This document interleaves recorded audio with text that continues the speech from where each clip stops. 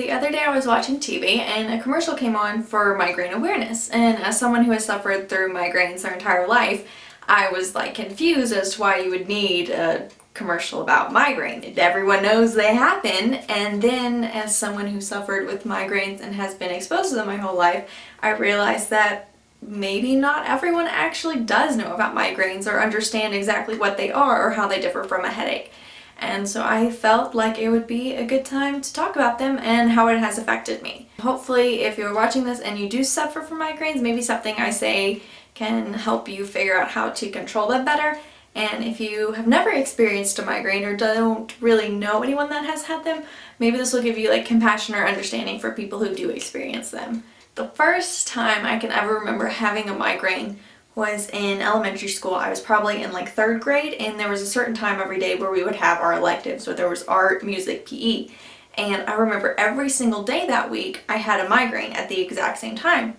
And so every day that week I would go to the nurse's office and she'd give me a cup of water and some saltines, and I would lay down on the little nurse bed, and I would just kind of like try and get it to go away. I think after that happened, my mom took me to a doctor to see if he could figure out why I had these migraines or what was going on. All I remember him even doing was just telling me to walk on a straight line and then checking my reflexes, and then he told me to track every time I had a headache or a migraine. Telling someone who suffers from migraines to track their migraines and headaches is like telling someone with allergies to go to a petting zoo and note every single time they sneeze or have a runny nose, like all the time and forever, like always. Like, just can I put always on the sheet and give it to you? Like, I always have a headache. I remember in high school just throwing up or being in so much pain that I couldn't even go to the school the next day. I thought it was normal, you know, you hear people saying, oh, I have a headache, or oh, this is giving me a headache.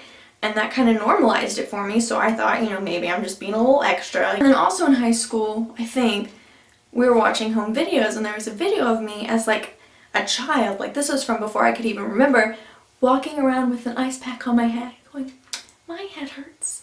And, you know, in my defense, my brother was very loud, so it could be understandable as a parent. You know, you see a toddler walking around with an ice pack saying my head hurts, like, I mean, that's nothing, you know, that's just what happens. That's just a girl being a girl when her brother's screaming all the time. And also, you don't really think, you know, oh, she must have a headache. What does a 5-year-old even have to worry about? Like, oh no, my Barbie doesn't have enough outfits for the party she wants to go to. When I got to college, I remember being really, really hard as well, because I wouldn't be able to go to classes, I would have to miss tests. I just couldn't be there all the time, and like, I couldn't hang out with people when I wanted to because I would have a migraine. Then once I hit 20, my college actually had a health fair. I went to it, there was a booth set up, and they're like, oh, do you have headaches, do you have insomnia, do you have this, this, and this? And I'm like, yeah, I get headaches. They're like, okay, you know, if you want to, you can do the nerve test. It's free. We'll just test the nerves in your neck to see how much stress is on them. The lady in front of me was notorious for complaining and being dramatic and being extra and over the top, and I had her in a lot of my classes and I couldn't stand her. And so this lady went before me and they did her test and they told her she was fine. At that point, I knew like this place is legit. They're not just trying to get money, because they could have easily gotten money off that lady because she was ridiculous. So I sit down and the chiropractor explains to me what the chart does. It just kind of measures the stress. You know, if you're from here to here, you're in the blue. Here to here is green. Here to here is yellow. Here to here is red. And then once it's so far past unmeasurable, then it's black. So he does my nerve test. Almost every single one of the vertebrae he tested was off the charts. So I go in and they do a few different tests, and they took x-rays as well. The first thing they found that was wrong with me was that I had no arch in my neck. This like made a whole world of sense, because I always hated the way my neck looked in pictures, and I was like, why do I look like this all the time? And it turns out it was because I had no arch in my neck. If you do this, you can feel stress and tension in your neck, and my neck was like that all the time,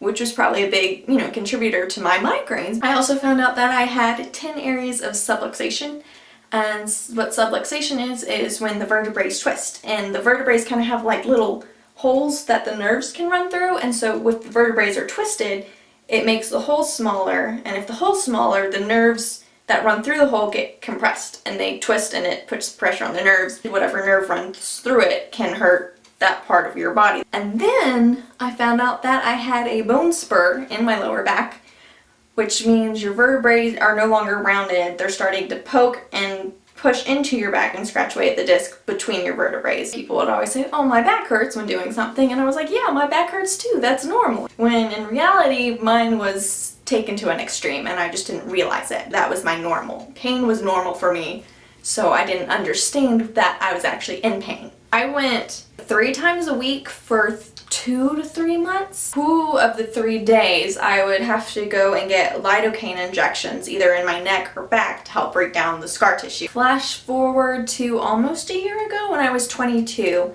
I heard about the daith piercing, and what it is, it's the piercing here. I don't know if you can see it, but it's like inside of your ear. It's pressure point, and it's supposed to help with migraines. This piercing has really helped me a lot. That's kind of the last part of my migraine journey that I'm at so far as figuring out what's going on. The average person has 3 to 4 headaches a year. I probably have 3 to 4 headaches a week, 3 to 4 migraines a month. They aren't as bad as they used to be, and I don't get them as frequently as I used to because I have figured out ways to control it. I do remember multiple times laying on the bathroom floor after throwing up from pain, just crying and just wishing for literally anything that could take this pain away, because I would try everything. Usually when the migraines are so bad, like you can't take medicine, you can't drink water, you can't eat anything, your body just rejects everything you try, and so you just sit there and you just have to wait out these migraines. When I do get migraines, like it feels like the whole front of my head shuts down. Like I can't see as well as I normally can. I can't think, like words don't make sense to me. Like I can see the word and I can see the letters and I know what the letters are, but I just can't make any sense of the word. Light is just so intense, and so I'm like this all the time. I call this migraine face. A lot of things trigger migraines, and so when you figure out what your triggers are, you can kind of stay away from them. Smoke, certain candles, certain foods, tacos, which is terrible because tacos are delicious. Drinking, if the weather changes drastically, that's kind of physically how it's affected me. Mentally and emotionally, it's also affected me. I can't go to the places I want to go to because, you know, the day of the event happens, I have a migraine, and it's hard for people who have never had migraines to understand why you can't go. I'm not just canceling on them, I'm having to cancel on myself a lot of times. Career-wise, I never really thought I would be able to have a job. I've always been scared to commit to a company or to really search for someplace because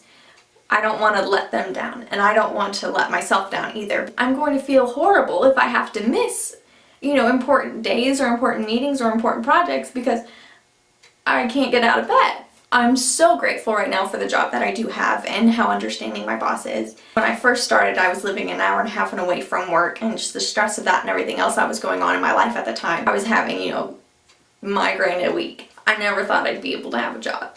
The last thing, kind of wrapping it all up, is I honestly 100% believe that having migraines is a disability, because you can't get out of bed some days and you can't do things for yourself.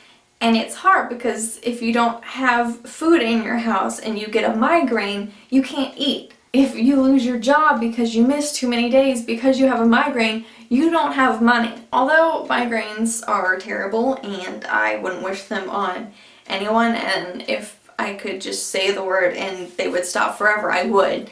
But I am grateful for them because they have made me into the person I am. You never know what pain someone's in, if it's physical, if it's mental, if it's emotional. And being in physical pain so often, I can relate to people more. And I really do hope that anyone struggling with migraines can try and find the good things in it, because it is really, really hard to. And I spent a lot of my life kind of resenting my situation because I didn't feel like it was fair that I had this holding me back when I had so much potential, and I felt like if I didn't have this migraine, I could have been able to do more. But I feel like if I didn't have migraines, I wouldn't want to do more. It is something that has really affected me my entire life, and I just wanted to say something. So this is me saying something about living with migraines.